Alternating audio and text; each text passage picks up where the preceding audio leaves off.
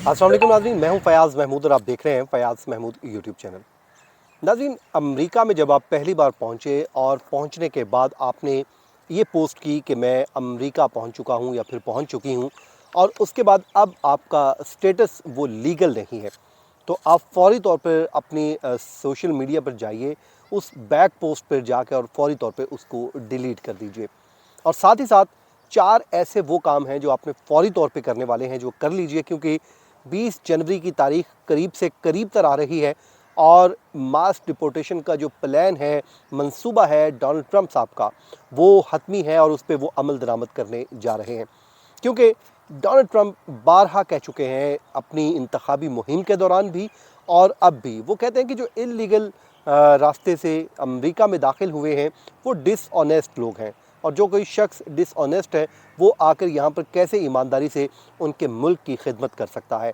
तो इस हवाले से कुछ चीज़ें सामने आई हैं जो मैं आपके सामने एक फ़हरिस्त है जो रखने जा रहा हूँ, और वो 4 ऐसे काम हैं जो होने जा रहे हैं, और उस पे आपने क्या इन 4 कामों का करना है कि ये 4 काम कर लीजिए जिससे आपकी जो है वो बचत हो सकती है, क्योंकि जब तक आपका स्टेटस वहाँ पर लीगल नहीं हो जाता।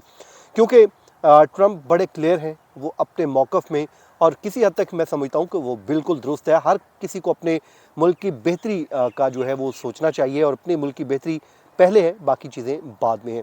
क्योंकि हमारे लोग जो हैं मुख्तलिफ़ ममालिक से वो जाते हैं इस खूबसूरत जो है ख्वाब आँखों में सजाकर सुहाने मुस्तकबिल के, और उसके बाद जब वो वहाँ पर इल्लीगल हो जाते हैं तो पहले तो उनको बड़ी प्रोटेक्शंस हासिल थी, लेकिन 20 जनवरी के बाद एक मास किस्म लेवल पर डिपोर्टेशन जो है मुहिम शुरू होने जा रही है। उसके लिए डोनाल्ड ट्रंप ने बड़े सख्त ऐलानात भी कर दिए हैं, जिस पे वो कहते हैं कि अगर उन्हें को फ़ौज लगानी पड़ी, उन्हें नई अदालतें कायम करनी पड़ी, या फिर उनको जो है जो उन्होंने सुपर चार्ज का वर्ड भी इस्तेमाल कर दिया है, तो वो सब कुछ वो काम करेंगे जिसमें उनके अपने कंट्री का फ़ायदा होगा, और इल्लीगल लोग जो वहाँ पर क़याम पज़ीर हैं उनको वो डिपोर्ट कर देंगे। उसके लिए उन्होंने जो है मास डिपोर्टेशन की, क्योंकि वो मुसलसल बात कर रहे हैं, तो आप उनकी इंटेंशन आप बड़ी क्लियर है, जिस पे उन्होंने एफबीआई के जो नए हेड हैं कैश पटेल को वो लगाया है। वो आल्दो कि उनके वालिद भी जो इमिग्रेंट थे, लेकिन अब देखें को इस बड़े ओहदे पर पहुंच चुके हैं। उनको 2 टास्क सौंपे गए हैं। वो क्या टास्क है वो आपके सामने मैं रख देता हूँ। पहला टास्क तो उनको ये दिया गया है कि जनाब आपने जो भी इस हवाले से क्रिमिनल्स गैंग हैं जो इल्लीगल लोगों को लेके आती हैं, एंट्री करवा रहे हैं, ये वो सब काम कर रहे हैं इमिग्रेंट्स के हवाले से, आपने उनको फिक्स्ड करना है, उसको डिसमेंटल करने में आपने हमारी हेल्प करनी है, नंबर 1।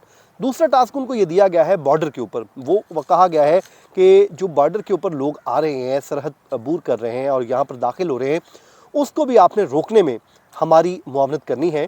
तो ये उनको बड़े क्लियर किस्म के 2 जो टास्क सौंप दिए गए हैं, और ये 20 जनवरी से पहले पहले चीज़ें होनी हैं, और 20 जनवरी के बाद जब वो ओथ ले लेंगे अपने ओहदे का और वो इस सदारत के ओहदे पर पहुँचेंगे, और पहले दिन से ही उन्होंने ये काम शुरू कर देना है, क्योंकि वो पहले माजी में 2017 में ये काम कर चुके हैं। तो इसलिए आप लोगों को बिल्कुल मेंटली क्लियर होना चाहिए जो भी वहाँ पर ये लोग मौजूद हैं इस अब पूरे मामले में, क्योंकि उनकी इंटेंशन क्लियर है। अब आपने क्या करना है ये आप नोट कर लीजिए, अपने पास लिख के रख लीजिए, आपको फ़ायदा होगा। सबसे पहले जनाब, आप कोई वहाँ पर आपके पास वर्क परमिट है या कोई ऐसा लीगल डॉक्यूमेंट है जिसकी बेस पर आप वहाँ पर रह रहे हैं और उसकी एक्सपायरी डेट करीब आ रही है, या फिर एक्सपायर हो रहा है, या फिर एक्सपायर हो चुका है, तो फौरी तौर पे 20 जनवरी से पहले पहले आप उसको रीन्यू करवा लीजिए। अगर आप रीन्यू नहीं करवाएंगे तो फिर आप भी उस कैटेगरी में फॉल कर जाएंगे जिनको डिपोर्ट करने की बातें हो रही हैं, और उसके लिए वो बहुत बड़ी लेवल पे कहते हैं कि हम जाके जो है बजट भी रखेंगे, उसके लिए फोर्सेस भी लगाएंगे, सब कुछ करेंगे। तो एक चीज़ ये है कि वो आप फौरी तौर पे कर लीजिए।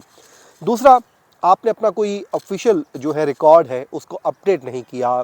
कोई ऐसा डॉक्यूमेंट था जहाँ पे आप उसमें नई कोई अमेंडमेंट हुई, कोई नई चीज़ आई, तो आपने अपने जो डॉक्यूमेंट है उसको अपडेट रखना होता है। ख़ासकर एड्रेस जो है आपका, वहाँ का जो रहायश है, आप पहले किसी और जगह पर रहते थे, बाद में आपने वो तब्दील कर लिया, लेकिन आपने सुस्त रवि का शिकार हुए और वो बस वही सुस्ती की और वो वही लिखा हुआ है। तो याद रखें 2017 में जब वो आए थे तो लोगों के इस वजह से भी पेपर रिजेक्ट किए गए थे कि उनके होम एड्रेस जो हैं वो अपडेटेड नहीं थे। तो नंबर 2, आपने फौरी तौर पे ये अपने जितने भी डॉक्यूमेंट हैं उनको सीधा पधरा कर लें, क्योंकि डॉक्यूमेंट अगर आपके सीधे पधरे हो जाएंगे तो फिर आपको कोई मुश्किल नहीं होगी, कोई टेंशन नहीं होगी। तो आपने ये काम कर लेना है। उसके बाद जनाब जो है तीसरा, अगर आपके कोई केसेस पड़े हुए हैं, कोई क्रिमिनल केस बना हुआ है, कुछ छोटा मोटा कोई भी किसी किस्म का कोई आपका लीगल वहाँ पर कोई चीज़ चल रही है, तो सबसे पहले आप उसको ठीक करवाएं, क्योंकि आपका जो डाटा है वो डाटे की बुनियाद पर आपके खिलाफ वो कार्रवाई कर सकते हैं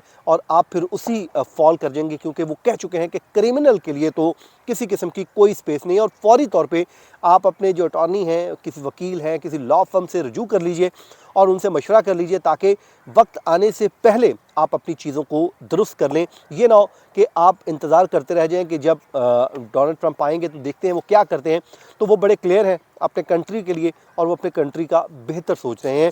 दूसरा जनाब, वो कहते हैं कि जो जो इस से मुतालिक वो, क्योंकि क्रैकडाउन होगा तो नंबर 1 पोजीशन पे आप होंगे जिनके खिलाफ ये क्रैकडाउन हो सकता है, क्योंकि क्रिमिनल को वो कहते हैं कि जी उसके लिए तो उन्हें सजाए मौत भी देनी पड़ी, उनको फौज लगानी पड़ी, कुछ भी करना पड़ा वो कर देंगे और उनको बाहर निकाल कर फेंक देंगे। उसके बाद जनाब चौथा, अब आपने खुद भी कुछ करना है। सिर्फ आपने बैठना नहीं, आपने डॉक्यूमेंट पढ़ें, जो नई नई पॉलिसीज़ आ रही हैं, लॉ अमेंडमेंट हो रही हैं, जो कुछ वहाँ पर चल रहा है उस पर आपने गहरी नज़र रखनी है और गहरी नज़र आपने रख कर उस पॉलिसी को देखना है। और उसके अलावा आपके खिलाफ कोई किसी किस्म की प्रोसीडिंग है, कुछ भी चल रहा है, तो उसको फौरी तौर पे आप ख़त्म करवाएं, भाग दौड़ करें, ताकि आपका ये मामला भी यहीं पर ठप हो जाए। ये ना होवे तुसी बैठे रहो और उसके बाद अगला आ जाए और तुहानू मुल्क तो कर देवे।